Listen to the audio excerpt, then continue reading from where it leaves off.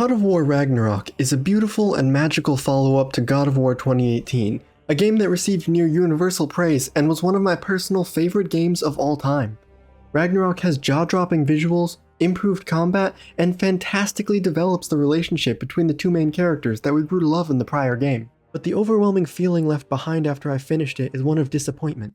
This is the God of War. The game is not bad by any stretch, but I felt frustrated for much of it as well, and I think there's a lot that can be learned by looking deeper at this game's successes and failures. Because the game is great, but it could be better. Before I get into the details, I want to warn you that I will be discussing full spoilers and story details here, including aspects from every part of the game, so if you haven't finished it, go do that. Seriously, there really is a lot to love here, and I would hate to rob you of that experience. And also, for anyone curious, I played on PlayStation 5, my initial playthrough was on the default difficulty, though I've since finished playthroughs on the harder difficulties. For clarity, I will also be referring to the 2018 God of War when I say that title, unless I specifically note that I mean the original PS2 game. So now, without any further delay, let's dive in.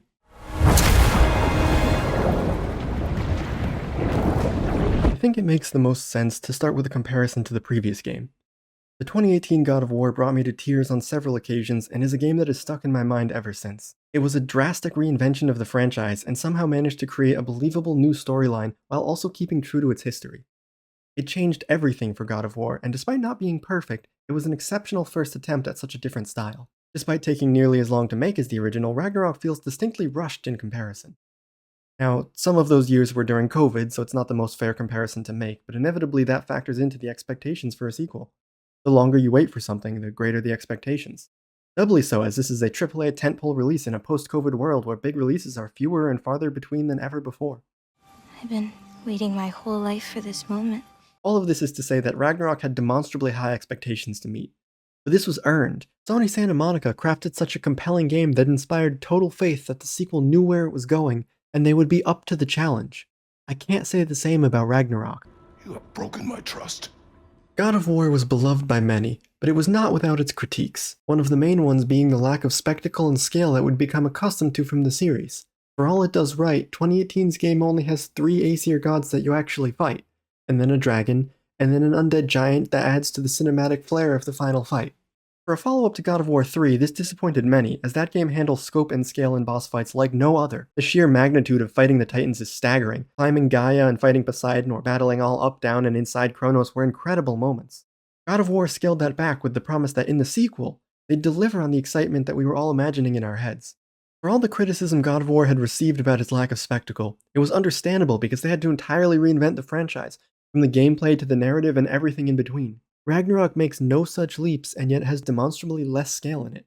There are once again 3 new Aesir gods to fight, and some larger creatures like Garm, Nidhogg, and a series of repeated dragon fights, but all of these take place in small enclosed arenas that feel indistinguishable from most other fighting arenas. Nothing resembling the multi-tiered fights of older God of War games, much less the giant or dragon of the previous game. What, that's not good enough for you? Now before I go any further, I want to address a critique I think some might levy at this. Kratos is not the god he used to be. A large theme of the game is him finally escaping his murderous tendencies and actively not killing unless he has to do so. This naturally lends itself to fewer spectacle moments in fights. But while that's true, games have used the concept of non-lethal fighting for ages, and Ragnarok itself even uses that when you fight Garm, have a short Uncharted-style escape sequence, and then still manage to capture and tame him. There are plenty of ways to deliver on the massive scope and spectacle while staying true to Kratos' character arc. The game chooses not to do so, instead confining Kratos and company to these small arenas where you patiently wait for the enemy to get close enough to whack it before it runs away again and you repeat. The game opens with an encounter with Thor that plays very much like the Baldur fight from the first game. You fight and fly cinematically across 3 different arenas, each with different obstacles littering the battlefield. It's a fantastic opener and possibly even better than the Baldur sequence. It almost feels designed by a different team than the rest of the game. The next set-piece fight occurs many hours later when visiting Jotunheim, where you fight Angerboda's grandmother in a fight that is mechanically more interesting than most, but also feels somewhat insignificant. You're actually fighting her cauldron, and once you leave, she's not seen or referenced again. But the fight itself is solid, and you have different levels of verticality to move between and some interactable candles to stun the boss. It feels small considering the size of the giant from the previous game, but it's explained well. Then we have Nidhogg, who, despite being able to open portals across all realms, you fight in a small, stationary circle. Garm, who you fight in a larger circle, has a much less interesting mechanical fight comprised mostly of waiting for his chain to land, freezing it, slapping him till he runs away, and then repeating. It's extended by a short cinematic chase sequence before you fight him again, this time more resembling a boss fight from a platformer where you have to detonate his glowing parts with the spear and make him fall down now. You technically do move across the realm, but I'd be hard-pressed to tell you what the difference between those two arenas looks like. After that, you hunt down Heimdall in a fight that is narratively satisfying but mechanically confused, and then you have the final showdown with Thor and Odin. I'll delve more into these later, but for now I want to focus on how none of these fights feel all that spectacular. Each one is in an enclosed arena that magically forms when it's boss fight time, and aside from the opening with Thor, lacks any of the scale that was so prevalent in God of War 3 or even 2018. Nothing elucidates this feeling more than Ragnarok, the event, not the game or the creature. The game spends its entire length building up to Ragnarok, this end of everything, existential fight between the armies of every realm that will decide the fate of all existence. It's literally the title of the game, but the actual battle feels small and inconsequential. It's you, your 5 friends, and a few skirmishes of the fodder enemies you've been fighting against the Asgardian fodder enemies you've been fighting the whole time, plus the few Asgardian gods the game portrays, and even then one you killed in a random encounter earlier, one isn't present until the final moment, and one is flying around barely recognizable in the skybox. Ragnarok is a series of the same basic monster closet fights you've been rushing through all game, all while stuffed into these trenches so you can barely even see what's going on around you. This all culminates with a fight against Thor in which you fight in the same circle arena you fight everything in, and then you do the same thing against Odin, except now with the same mechanic from Gryla where you have to change platforms now and again. These final fights feel so uninspiring and simple that I finished them and could only think, that's it? You should be better than this! We didn't even have a single set-piece moment of flying around Asgard punching Thor, or teleporting across realms beating down Odin. Everything happens in these tiny arenas that feel indistinguishable from any other boss arena, even the minor ones. And this is the climax of the game, the titular moment that we spent years building up to. 2018's game ends with a multi-tiered fight against Baldur where you start by fighting him on the ground, then Freya awakens a massive giant, and you spend the next 20 minutes fighting across several more different arenas while scaling the giant and flying through the air before finally culminating with a very intense and personal showdown with the primary antagonist. The sequel had 4 more years to deliver on the massive spectacle that we missed so much in 2018, and what we got could have happened in a Muspelheim arena. I am profoundly unimpressed. I want to clarify that the fights weren't bad per se. They were fun engagements on their own, they were just disappointing. Monotonous and uneventful when the primary chip on the shoulder of the devs was presumably this exact thing. God of War was wildly criticized for its lack of unique and spectacular boss fights and set-piece moments, so this was presumably item number 1 on Sony Santa Monica's whiteboard for what to focus on in the sequel. And this is all we got? Don't be sorry, Father. Be better. The scale of Ragnarok feels so small, and I do mean the game now, not the event. We finally get to visit all 9 realms after being locked to just a few in the first game, but what we got was a glorified hallway, a combat arena with a glorified hallway, a circular hallway, an Atreus exclusive hallway, 2 story-locked hallways with a village, and 4 realms with reasonably sized areas. We barely get to see any of the realms even when we do get some exploration areas, and even what we do see feels so tiny. People criticize games like Skyrim for having cities that are really 10 houses in a circle, but they feel somewhat more lived in and real because the NPCs all have their own schedules and lives. Other games like The Witcher 3 show you much more believable cities in size, but limit your interaction with much of it, but it provides the feeling of a larger world beyond just the character you control. Ragnarok only has a dozen or so characters across the entire universe of all of Norse mythology. We get 2 small peeks at normal civilization, and the dwarves all immediately retreat into their houses, leaving the zone feeling lifeless and empty, while the fabled kingdom of Asgard is a 5-minute walk in size and is mostly populated by undead Einherjar to form Odin's army. Where are the normal civilians, the carpenters, tailors, butchers, artists, and so on? Every character we see outside in Asgard is either a Valkyrie or an undead Einherjar. Characters make reference to the halls of Asgard, but when we see it, there's only one hall. There's a hallway and a dining hall smaller than a Marriott Hotel's continental breakfast room. There are a few rooms where Thor, Thrud, and Loki sleep, and 2 more rooms for Seti and Heimdall, and then Odin's study, and a couple more doors on the top floor. And that's it. There's not even space for any other gods, which I guess makes it easier to sell the illusion that Asgard is really just the 3 gods still there, but come on. Even the halls of Asgard have just as many Einherjar as people, and the tavern is exclusively Thor and Einherjar. And on the side of our heroes, we have only a handful of people, so much so that they even make an offhand joke about it. What, you 5? Against Odin's army? Well, 6 if you count the dog. Twice. And then we continue the fight. The 4 of us? 5. Counting the dog. And even those people are largely irrelevant and unused. And we're supposed to believe this is Ragnarok, the battle for the fate of everything. Even old Jormungandr can't be bothered to show up to the fight, so we just get the young new one who gets sent back in time. Even recruiting an army falls flat. The side characters go off and do all of it while you have a short conversation with Searcher where he changes his mind from no to yes in a single conversation after seeing your very hot swords. It all feels so rushed, as though they didn't have time to make a storyline where you do anything that would merit the realms teaming up to help you, so they hand-wave it away. If this were Mass Effect or The Witcher, you would be seeing the cool friends you met along the way in the past games, but Kratos and company didn't meet anyone, so they had to set it up in this game but couldn't fit it in. Brock's funeral is attended by all 4 of the named dwarves in existence, including both of the 2 named characters in the entire Dwarven realm. Even calling Rabe a named character feels generous. We're still your favorite dwarves, right? You're still the only dwarves we know. I'll take it. When Kratos blows Gjallarhorn to summon the armies, no one comes through the portals. Imagine the Avengers Endgame scene where everyone marches through the portals, except there's just no one there. Why does the whole world feel so empty? It's like Ragnarok already happened and we just missed it.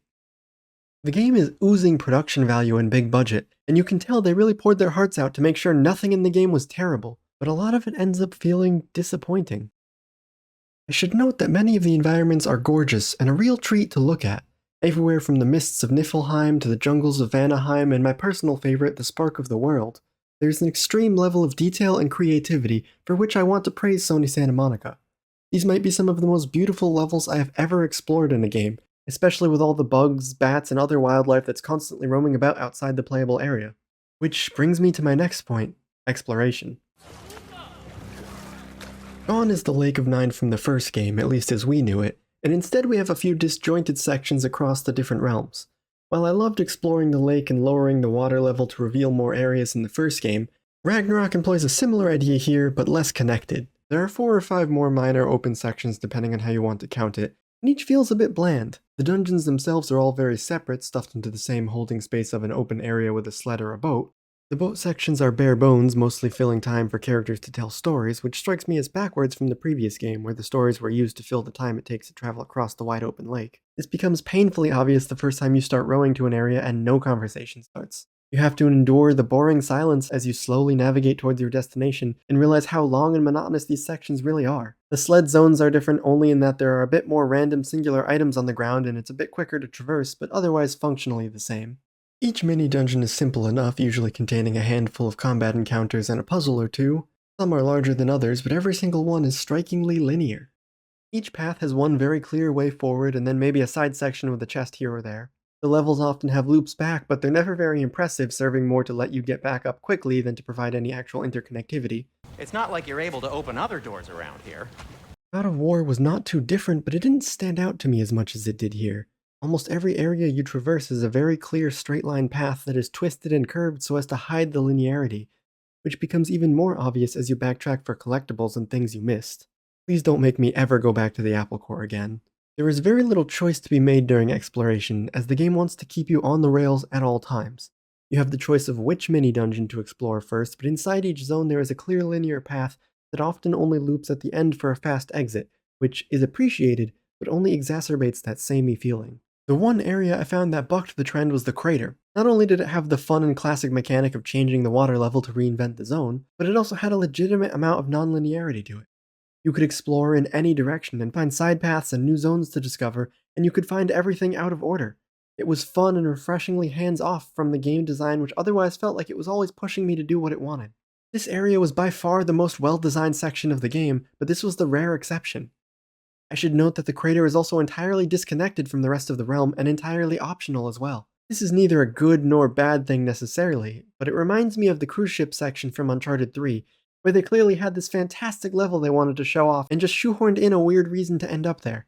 I'm glad we got it, but it's also weirdly the only time we use Freyr's magic boat, which feels contrived and tacked on. Most of the game's exploration is one small combat arena gated by a tight crevice into another small combat arena or sometimes a puzzle room instead.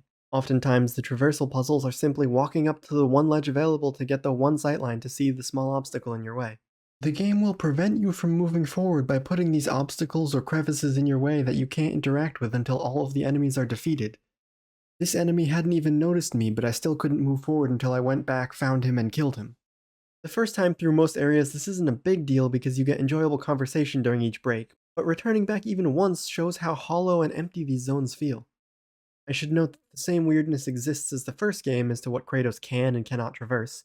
For some reason, he can climb icy mountaintops, but not these ladder-shaped wooden planks. Additionally, almost all of the puzzles boil down to the same structure of look for the hidden thing and hit it. Sometimes you have to hit it with a different move, but usually finding the thing is the meaningful part, which is not the most exciting puzzle structure. For many, I think the puzzles of a higher complexity might have bogged down the experience, so I understand the decision, but many of the puzzles feel like busy work rather than providing any actual sense of achievement or accomplishment, and at best feel like spacing for the characters to have more time to say their dialogue. Almost every puzzle tool functions more like a key to use this move here, rather than anything with creative use behind it. Sigil arrows are a minor exception to this, as they allow for some freedom in puzzle solving where I could sometimes break a puzzle by solving it with creative use of arrows. However, there's no ability for these spheres to interact with anything outside of the puzzle elements, so the interactivity is still kept to a minimum. I should also note that much of the money and crafting resources you find through exploration feels less like rewards and more like a tax to make sure you aren't falling behind the level curve. Much like the previous game, it's nearly impossible to notice any change from your stats, and most of the combat is dictated by your overall item level instead, though it's less severe here. Exploration in this game has been woven into the narrative in fun ways as well, where Kratos will frequently have a side conversation with Mimir while traversing an optional side path away from other companions. It's a fun way to further incentivize exploration. Mimir, did you hear of Odin's offer? To the lad? Not much. They stepped outside. But he told us about it. I wouldn't worry. What about the things he did not tell us? Moments where I thought I was just grabbing a side chest become an insightful piece of character development and are really wonderful. Video games are often at their best when they reward you doing something random or silly in a contextual way, and in this same way I loved seeing the game comment on the choices I had made subtly, such as throwing an axe at the World Tree worms, Brock chastising me for jumping a ledge he can't, Druid's different dialogue if you did or didn't chat with Sif, or the many side characters' different lines about looking over the edge of the Gateway Realm. You do remember we don't have the Unity Stone to let us jump off, right? Of course he remembers. Right, brother? Of course I remember. Ain't gonna be no gate showing up that way. You know that. These dialogues are where I feel Ragnarok thrived. Much like the first game, the moment-to-moment banter of the characters is top-notch.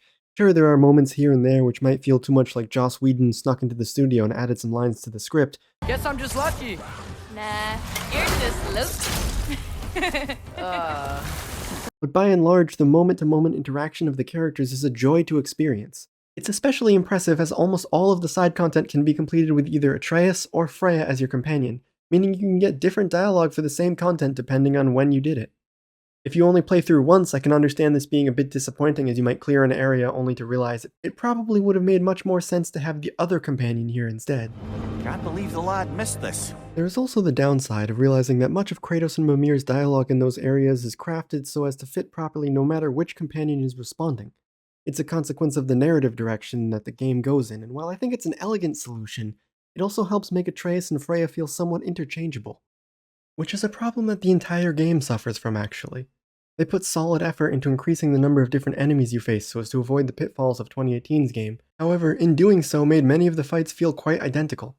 Yes, you have multiple types of Draugr and multiple types of Einherjar and multiple types of Hellwalkers and multiple types of Raiders, but somehow each group feels like the same enemy in different clothes. And that's because they are. If we look at the bestiary, we can see each group has the same classes. There's a big guy, a smaller melee guy, a shield guy, a ranged guy, and a couple more sub-variations of the default guy with little difference. In combat, these are largely ignorable, and as a result, most enemies feel the same. I spent most of my time not having to think about these differences other than bigger guy means bigger health bar. There are many other enemy types as well that can be varying levels of interesting like the stone golems or the phantoms, but those are typically mini-boss type unique encounters, whereas the vast majority of combat is spent hitting the same types of humanoid fodder, using the same basic principles of hit it over and over and press the right button if you ever see the red, yellow, or blue glow. This is especially clear as in the back half of the game, each fight is typically defined by the mini-boss surrounded by fodder enemies, meaning each fight is really a traveler fight, or an ogre fight, or a wyvern fight, and the fodder enemies around it don't matter.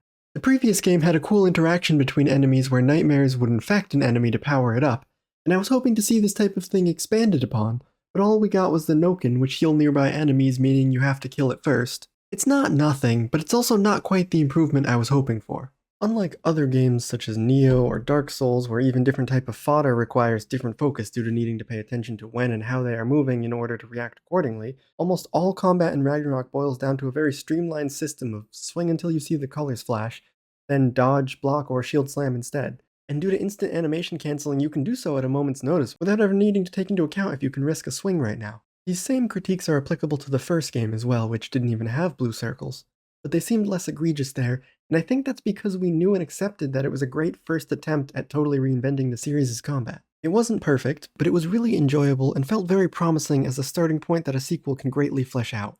Ragnarok feels like it took those lessons and couldn't figure out how to refine it, so they settled for just adding more instead of adding new.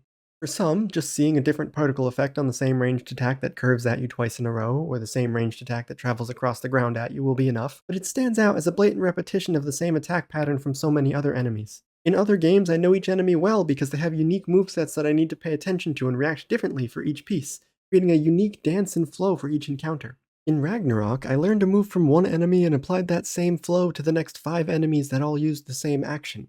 And the end result is this repetition hidden behind a veil of unique art design. There are still plenty of moves that create this feeling across all of the enemies, and I don't want to come across like I hate the combat system, as I still enjoyed it well enough, and more than most games even. But given the expectation from the previous game, this end result is just disappointing. The combat arenas are improved by the addition of more usable vertical terrain, in addition to some interactable tools in the environment. I tended to always forget they were there, and I don't think they really add a whole lot to the combat, but it's something.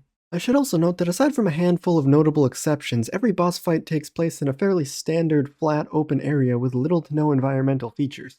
The 2 fights that do make notable use of terrain I've already mentioned.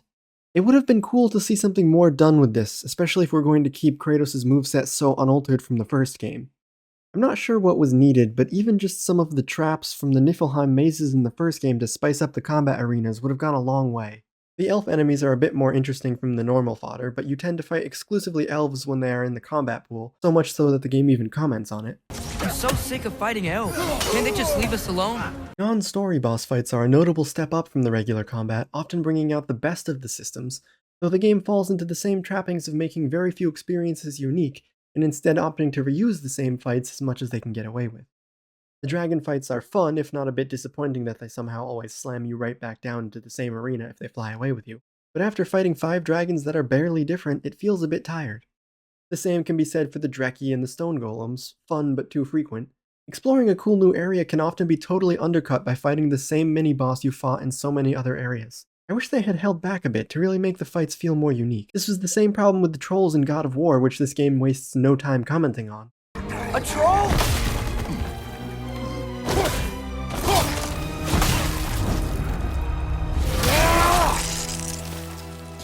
Despite their repetition, I actually enjoyed the Phantom fights quite a bit, I think due to their relative uniqueness in how they're fought, and similarly, I enjoyed many of the troll fights in this game due to their unique discovery methods, and while there are more boss types, they are all reused to a large degree, making them once again feel more tedious than the otherwise well-designed fights should. I somewhat missed fighting trolls. The same can be said for the Berserkers. Much like the Valkyries of the first game, there are several Berserkers spread out throughout the realms, and they all use some subsection of the same dozen or so moves that the king uses. This makes each one individually unique, but still leads to them feeling repetitious, as you will see the same core moves used over and over. It's this feeling of retreading the same ground that really locks in the disappointment. God of War's combat was really good for a first attempt at something wildly different, but also limited by that factor as well. This game had the freedom to really go all out with it, and the combat is largely unchanged. A large section of the skill tree is devoted to relearning the same moves we learned in 2018's skill trees. The Leviathan axe is still just as satisfying to throw and recall as it ever was, but it no longer feels special or new.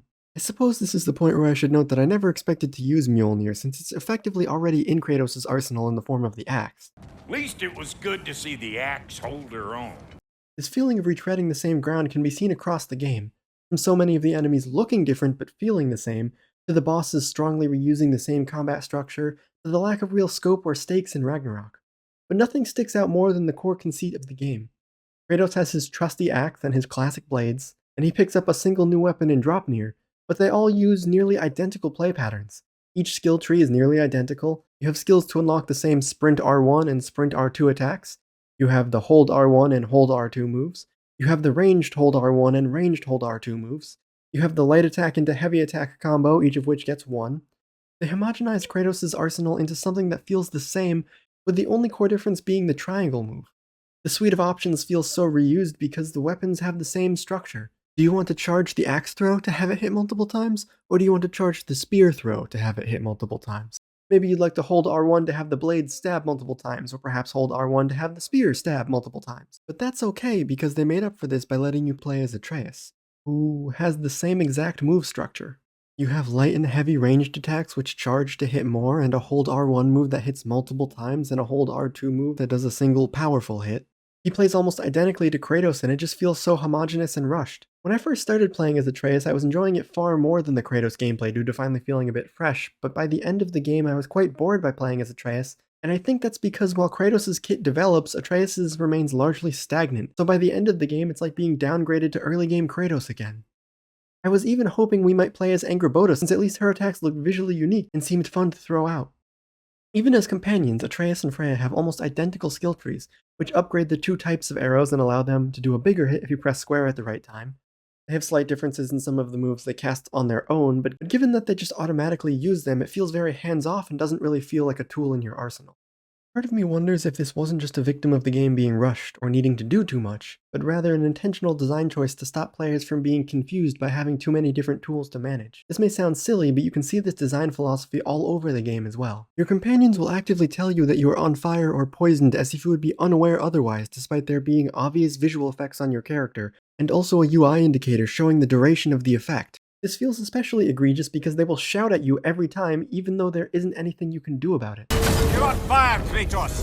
It will pass. Other games have mechanics where you can roll to put out fire, but aside from one optional accessory that lets you sort of do that, there is no interaction from the player that matters once you have been affected by the status. Technically speaking, the Bifrost status effect wants you to not get hit, but not getting hit was probably already what you were trying to do. And yet the characters will berate you about it anyway. This tells me that they added those in not to help the player in combat, but to let the player know, hey, this is what damaged you, which shows that they didn't trust the player to be aware of this on their own. It feels over the top and handholdy, but not knowing what hit you is a classic game design problem that is typically resolved by having clearer visual effects, which this game does have, but chose also to add more. It reeks of being overly playtested, and it doesn't stop there. Companions will also shout at you which action to take during combat in case you hadn't figured it out. They'll tell you to shield when you get hit by a blockable attack, or to use sigil arrows on a target that needs sigil magic. The game never gives you the space or time to try and learn or figure things out on your own. You don't think! I think! You kill! Your companions will often chime in telling you where to go or how to solve the current puzzle after what I can roughly estimate to be about a few milliseconds. I often found myself hearing them give away the solution before I had finished looting the previous fight. I haven't even looked to see what we're working with yet, and you're already shouting the solution at me. Imagine walking into a new portal chamber and instead of taunting you, GLaDOS just told you the solution. It defeats the entire purpose of having a puzzle and also makes you feel robbed of the opportunity to have a fun experience, not that the puzzles are particularly interesting anyway. It really simulates the feeling that I'm playing the game with a dev behind my shoulder, constantly telling me what to do and how I'm playing it wrong. Your shield! Use it! See what I mean? I know! On this note, the game has an incredible host of accessibility options, and I think that deserves praise. Not just for being so fleshed out, but for allowing more people to be able to enjoy experiences like this one. But I think they've tuned some of the default options too far. When I started playing, I thought the game felt terrible, and I realized as I played that it has a lot of options on by default. Things like strafe assist turning the camera when I'm not moving it, which then messes up my sense of control over Kratos. The aim assist being massively overtuned and spinning my camera to aim at something nowhere near what I wanted to aim at, so now I'm disoriented and have to do more work to aim back at the right target. The camera lock-on also has this weird sense of positioning where it tries to keep the target on screen instead of centered, so often you have to spend time managing the camera to properly handle the enemy, which takes your hand away from the face buttons, which means you can't dodge properly because you had to fix the camera after an enemy dashed past you, but the camera only barely turned. Sometimes a boss would strafe behind Kratos' model and then dash at me, and I would barely be able to see because the camera was trying to cinematically frame the fight. I also noticed what seemed to be very generous course correction on missed shots so they would hit even if you didn't actually aim at the target. All of these things add up to the game feeling over-designed for this mystery player who has no awareness of anything going on, and also no ability to control the character.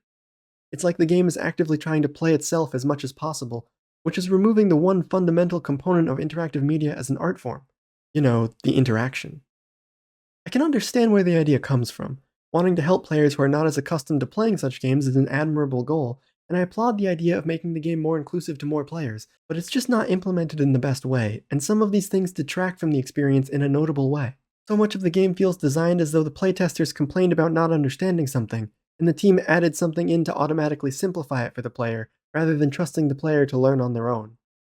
I want to take a moment to address some of the more specific mechanical details that create this feeling. Many enemies will magnet slide at you if you are too far away to be hit to make sure they hit you, which destroys the importance of spatial positioning in combat. Even if you dodge, if you are too quick, they will just keep sliding at you and hit you anyway. Presumably a mechanic to make the game force you to parry or block too, but a frustrating one. Likewise, the game will often slide you into position to hit enemies as well if you are too far away. Not only does this invalidate the idea of movement and positioning mattering, but it also makes combat feel unresponsive, as you never know when you or an enemy will or will not slide in to make the hit connect. The timing of red and yellow pulses is inconsistent. Often they will appear after the animation has started but before the hit, causing situations where I shielded after seeing the move start, but then the red popped up, so now I'm getting hit because I can't unshield and dodge in time. Sometimes the circle will appear far before the strike and will fully disappear by the time you need to actually react. And then here, the game oddly slides the enemy out of the way of my attack so that it misses, because it's a yellow attack that needs to be parried, but the pulse doesn't happen until well after both his charge animation and my attack have begun. In a Souls game, you would just have to read the animation to know what move is happening, but here they obscure the animation behind the color guidance, so they teach you to rely on that instead, but also some very basic attacks don't have a circle and just swing, so if you are waiting for the color, you might just get hit instead. But then the blue circles feel like they will slow down time to give you extra space to interrupt, and even sometimes giving you credit after the attack has started. Enemies approaching from behind can feel oddly difficult to manage at times, even with your companions shouting every time an enemy flanks you due to the difficult camera management, and even the radial indicator is often hard to understand. For example, it will point behind you because a ranged attack from an enemy in front of you is going to land behind you. If these issues sound familiar, that's because they were also present in 2018, which makes it all the more disappointing that they weren't fixed for Ragnarok.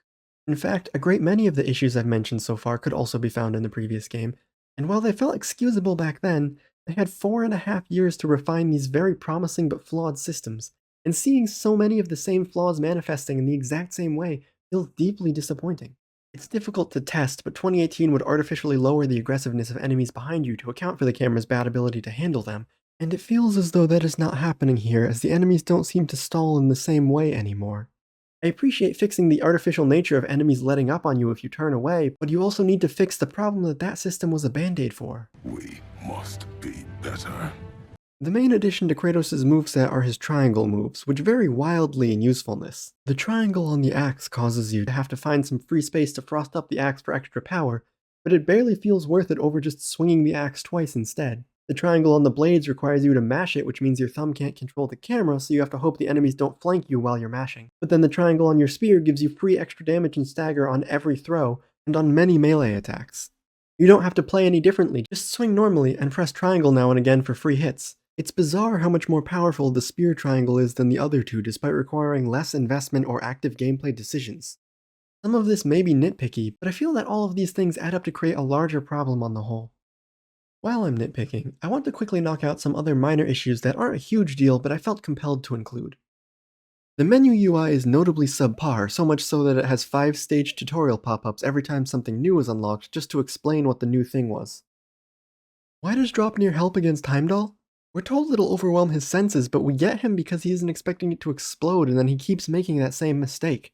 Even as someone with no foresight, I would be able to learn after the first time not to keep holding the spears, and then after a bit he just starts getting hit by every attack. I don't understand this.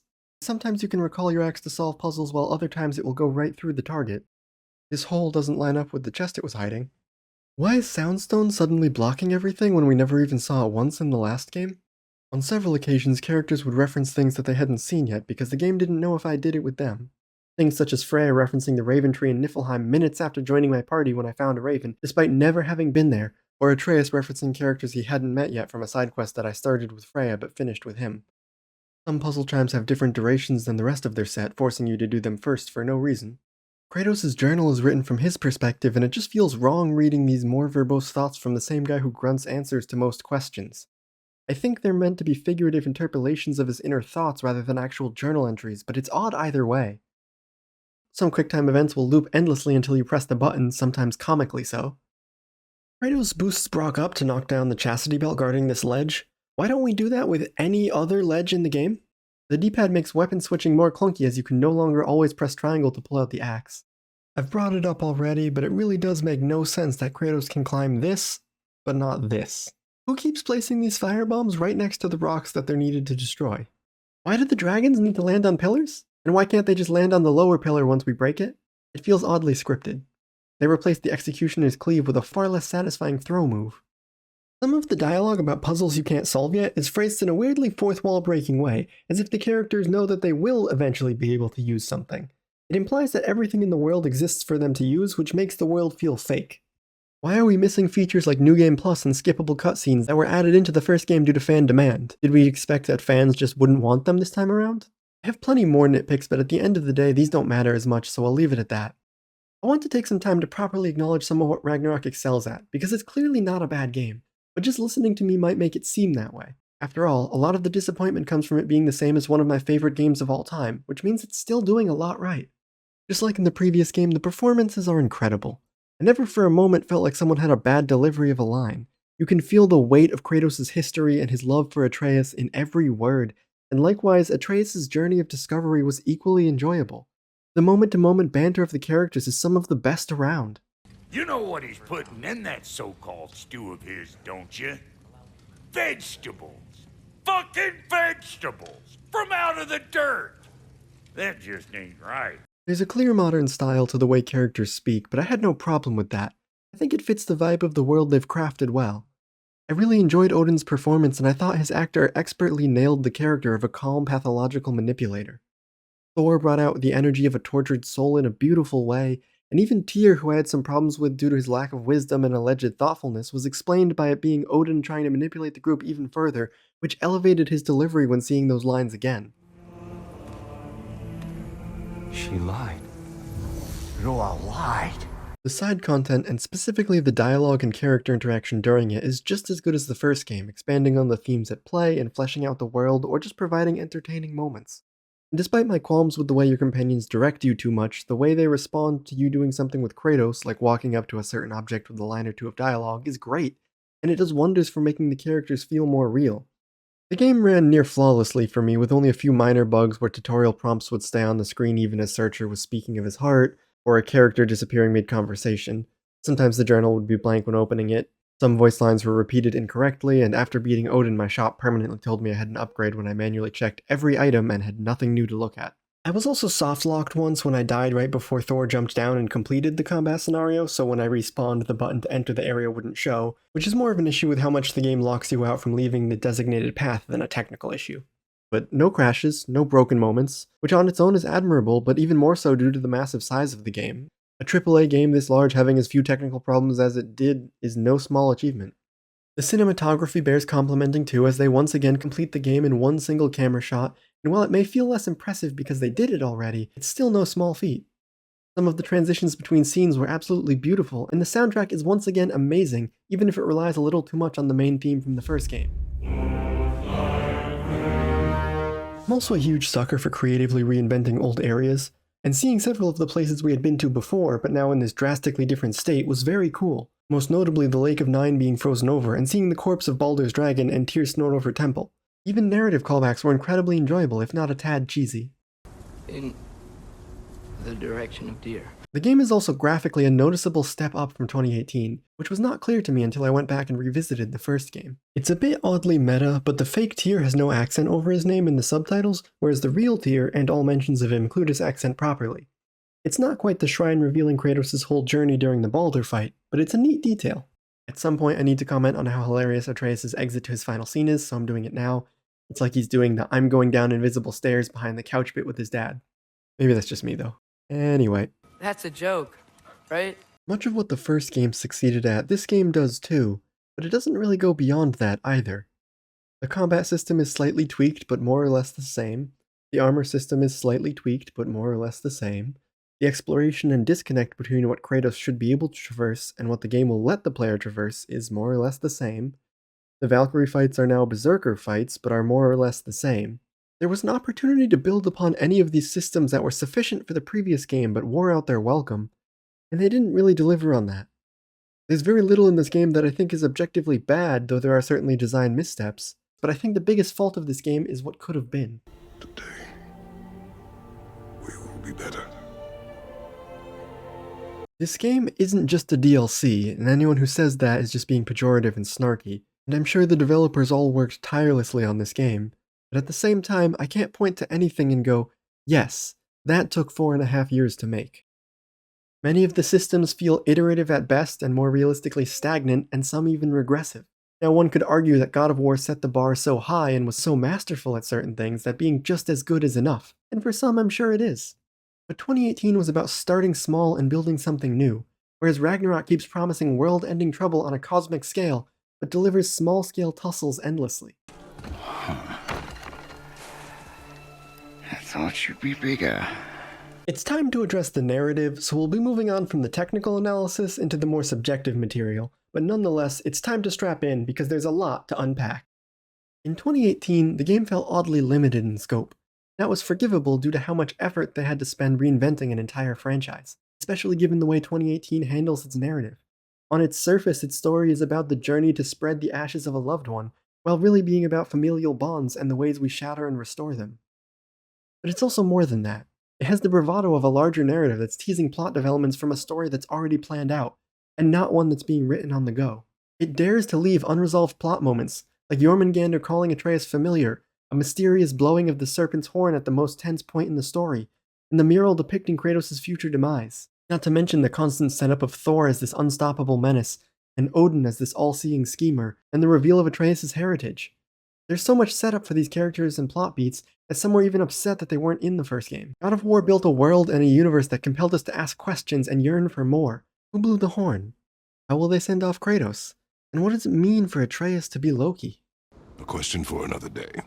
Ragnarok is the conclusion to the Norse saga of God of War. But we barely met any of the figures from the Norse pantheon, and several of the characters we do explore are brand new creations for the game. And many of the questions that the first game had us asking have lackluster payoffs or are ignored completely. The horn is to my knowledge not referenced at all, possibly being retconned.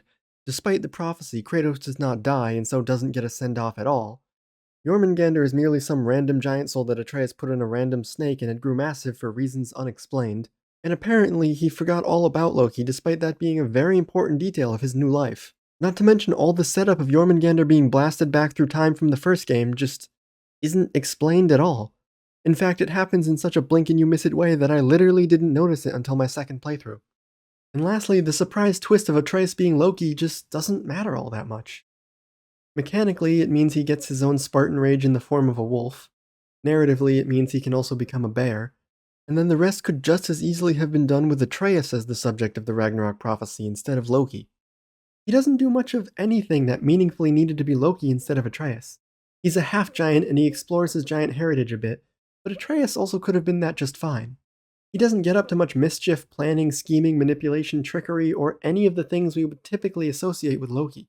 They probably wished to steer clear of a certain other popular version of the character, but they so carefully crafted a Norse mythology that didn't include Loki in 2018, and then it felt like him being Loki was more a tool to give him internal conflict about being a giant or a human, rather than anything related to Loki, the Norse god. Call me Atreus. Even his very basic polymorph abilities are not that special as several other characters have the exact same abilities. Many of the events that happen feel like checking off a checklist of items that the mythological Loki did. Birth Jormungandr? Check. Birth Fenrir? Check. These aren't really all that meaningful to the narrative either and feel oddly spliced in without real development. Then there are other aspects of Loki that feel distinctly different from Norse myth, such as how he and Heimdall are supposed to kill each other at Ragnarok. Or him giving birth to Sleipnir, though I suppose him giving birth to Sleipnir after being impregnated by a horse would have been difficult to explain. Probably for the best to just drop that one. They even playfully teased the Loki that I think most players would imagine throughout the game. Oh, is trickery something you're good at? I lied to my dad a couple times. Oh, a master of deception. Is that you, Loki? You a little trickster? Even showing a very Jim Carrey type mask, but in the end this game could have been entirely about Atreus and dropped the Loki name entirely, and it wouldn't feel any different. Much in the same way that God of War is about a father and son building their relationship, and this is reinforced through Freya and Baldur's familial relationship struggles as well as Brock and Sindri's, Ragnarok is about redemption and forgiveness, and this is also reinforced through the side plots. Several side quests are focused on Mimir atoning for his past transgressions. Sindri has a new thread with his brother that admittedly feels oddly absent from the past game, and Freya has her arc with her brother, and also Kratos, and also Mimir, and also Odin. Look, Freya has a lot of resentment built up, okay? The game even goes so far as to try to humanize the Asgardians. I think it's a good call to split the narrative so we get to see Asgard's side and humanize them, but they are criminally underdeveloped in comparison. Thor is broken, drinking his sorrows away, sees his daughter, and then a fun festival tune plays as we all gleefully smash our way through a bar fight before going right back to work. And then Heimdall is an arrogant asshole, and we're told that that's just how he is. No trauma, no insecurity, just a born prick. Seriously, what's your problem? And why exactly is Odin the bad guy? He just wants to figure out what's after death. The only atrocities he's committed are told to us via story until the very end when he starts killing for no good reason. But if the narrative is about redemption, shouldn't we believe that he can be saved? We watched Kratos chain a sex slave to a wheel just to open a door. Surely, if he can have a redemptive arc, so can Odin. Plus, if the mask and the tear really have infinite knowledge, then shouldn't the plan be to help him see the light? And now he understands everything and can help foster peace? Or are we just assuming that Odin is inherently evil? Doesn't that contradict the main theme of the game? Well, ain't you philosophical? On that note, the story we got about being better was a good idea in concept, but it feels somewhat half-hearted. It makes a lot of sense as a culmination of Kratos' journey and as a lesson that he wants to impart onto Atreus, but it feels stretched thin as the central theme of the game. Freya forgives Kratos for killing her son because he tells a half-truth story about killing his daughter, glossing over the unhinged violence, cruelty, and other atrocities he committed along the way. Similarly, Sif goes from trying to have Loki killed on sight for killing Heimdall to saving both him and Kratos from Thrud because Odin's a bad person too? I don't mind these characters having reversals of opinion, but I would have liked having more deliberate cause and effect on some of these ideas. Brock and Sif's forgiveness happens entirely off-screen, which makes them oddly jarring because I was expecting to see more development on these issues, but the next time they're brought up, it's fully resolved.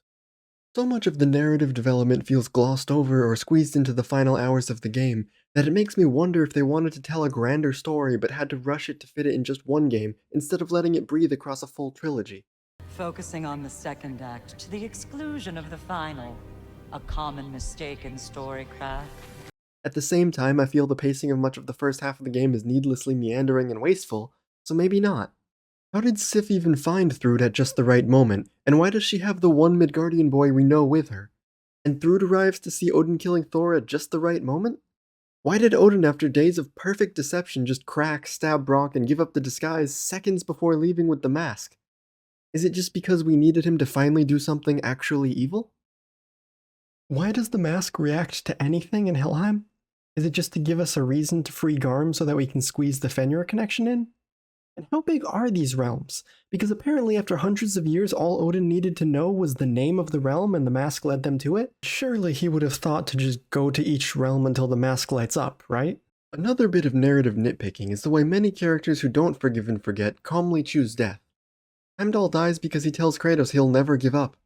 He could have just not said that and tried again anyway, but that somewhat fits his character, so I'm willing to forgive it. He's not used to being stopped, so his arrogance leads to his demise. Odin, however, the master of lies and manipulation, openly and honestly tells Atreus he will never give up, and calmly sits there for his death. Moments earlier, Odin immediately starts smooth-talking Freya when she shows up with the noose, but when Atreus says, "I will let you live if you give up," he has none of the guile.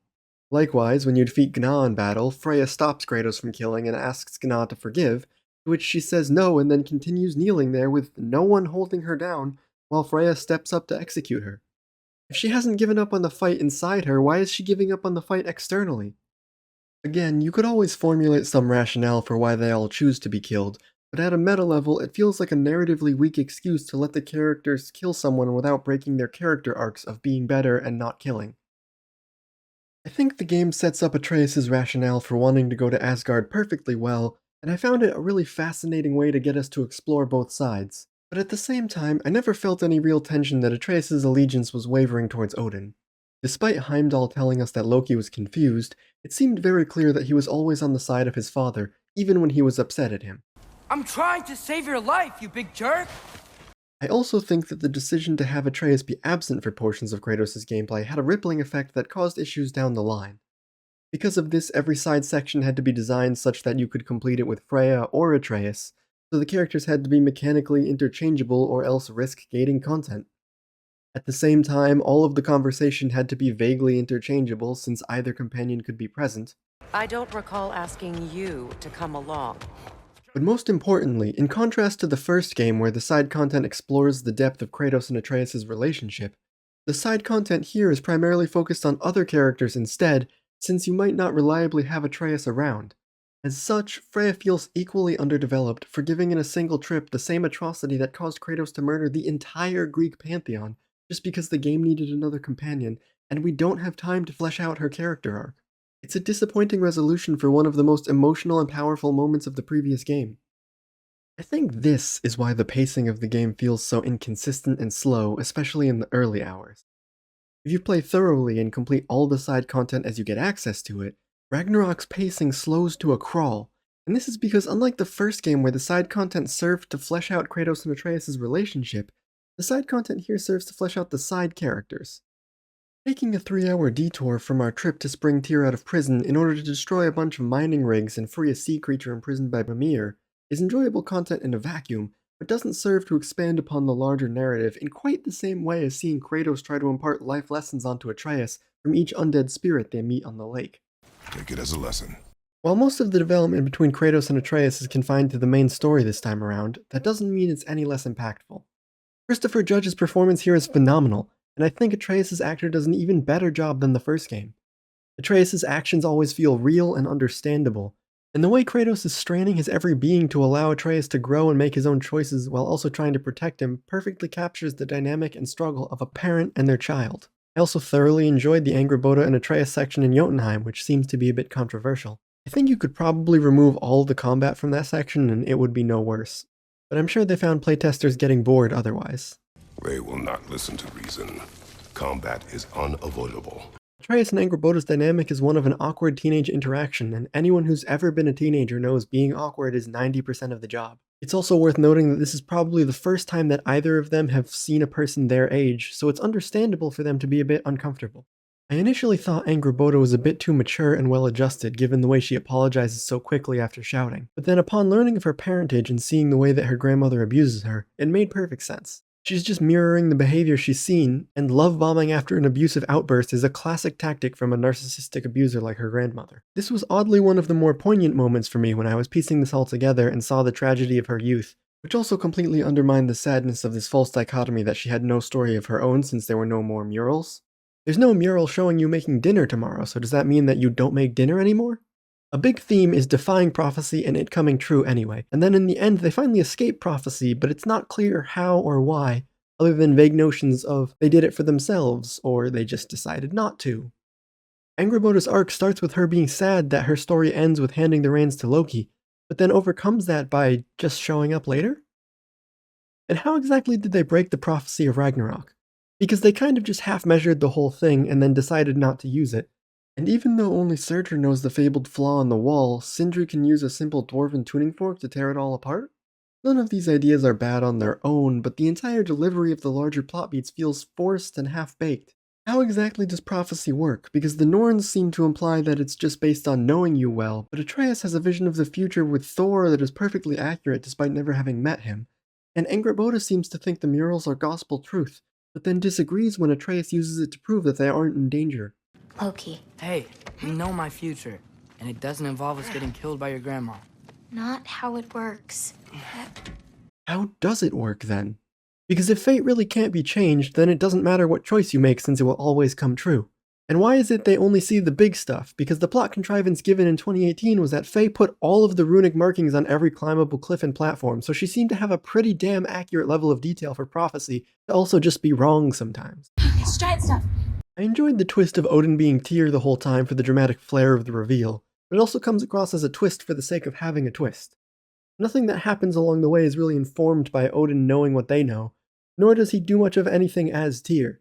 At best, he helps instigate Atreus into visiting Asgard, but if the prophecy is believed, he would have done that no matter what, and Kratos had already been pushing him to run away, accusing him of fleeing to Asgard after his trip to Ironwood. Many of the interpersonal moments are truly fantastic, but the larger narrative is utterly bland. We rescue Tyr just to stall so that Atreus can go to Ironwood, and then Asgard again, all while Kratos is rescuing dog toys? The squeaky toy could have been the death of us all. I never have a problem with a slow build, and I was intrigued by the narrative as I didn't know where it was going. The game was playing this will he won't he beat between Kratos and Ragnarok and prophecy, but then everything just gets played straight. Aside from the Odin twist, I can't think of a major twist in the entire narrative.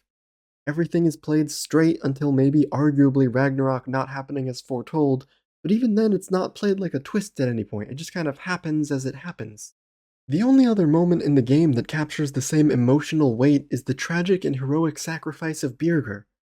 For those of you who didn't play the game, this is Birger. And for those of you who did, Birger's the guy from Freyr's camp who never spoke? I'm sorry.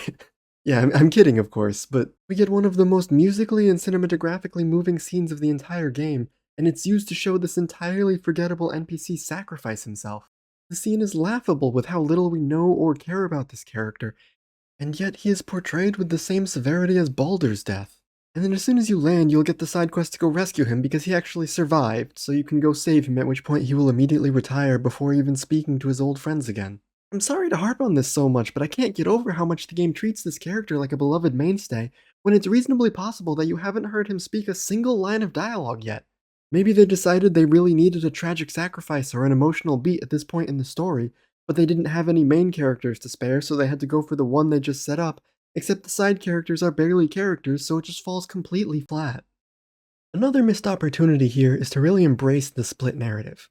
They do a good job of setting up why Loki would go to Odin and the struggle between the sides, and I think conceptually it's a very smart idea to humanize the enemies, and the concept of playing as Kratos for part of the game and Loki for others is also a cool idea, especially as a narrative device to back up the themes of being better, of forgiveness and growing, and of showing that everyone is really just a human being who's trying to do their best and has their own emotions and goals and struggles. For anyone who played The Last of Us Part 2, you might have made the obvious connections, and I'd argue that game does a much better job of executing on the same concept. In the same way that God of War took a massive risk by holding Kratos to one weapon for half the game, or The Last of Us took a risk in the entire back half of the game, Ragnarok takes no risks. It feels staunchly risk-averse, like it was designed by committee so as to offend no one. There's nothing really terrible, but so much of it feels sterile. Ragnarok feels much closer to an MCU film where there's fun, high-quality quips in the moment-to-moment, but the larger narrative is just alright. In the end, Odin is simply an evil dude, and so he dies, and everyone else realizes that Kratos and company are the good guys, so they join them, and Freya doesn't care that Kratos murdered her son, and Thrud and Sif don't care that Kratos and Atreus killed their family or Heimdall, and Kratos didn't have to die after all, and Angrboda doesn't need to stop being part of the story. It's all happy, good vibes now, with the notable exception of Brock and Sindri, which I think is handled very well. Every other character feels coated in this generic, inoffensive paint where they don't care about what happened because the story is happy now, so everyone needs to be friends as we tie a perfect bow around it all. And don't get me started on Freyr. Ragnarok is picking his sword up and down, you can run the 5 feet to safety on the next stab. What even is he doing to stop anything exactly? I'll stop before I get too lost in the weeds of the specific details, but the larger point I want to make here is that there's a supreme lack of consequences for a game that's harping on the consequences of our actions. I suspect we may have consequences to look forward to. And they could have done something really unique by breaking off Loki to his own path in a more significant way. The sequence where Kratos sails back to get the blades and Athena haunts him is one of the greatest video game moments of all time, and nothing in Ragnarok comes even close to matching it. The tension and excitement looming behind the foreboding specters of Kratos' unforgivable past. I can't even think of a scene in Ragnarok that I would point to for comparison. For all my gripes about the game, I did enjoy my time. It's a great continuation of Kratos and Atreus' relationship, but I can't help but feel let down by the end result. I spent a lot of the game trudging through boring sequences knowing that it would build to something fantastic, and after playing the Ragnarok sequence, all I could feel was empty confusion. It's not a bad game by any measure, and it's even masterful in some respects, but more than anything, it's disappointing. We will be better.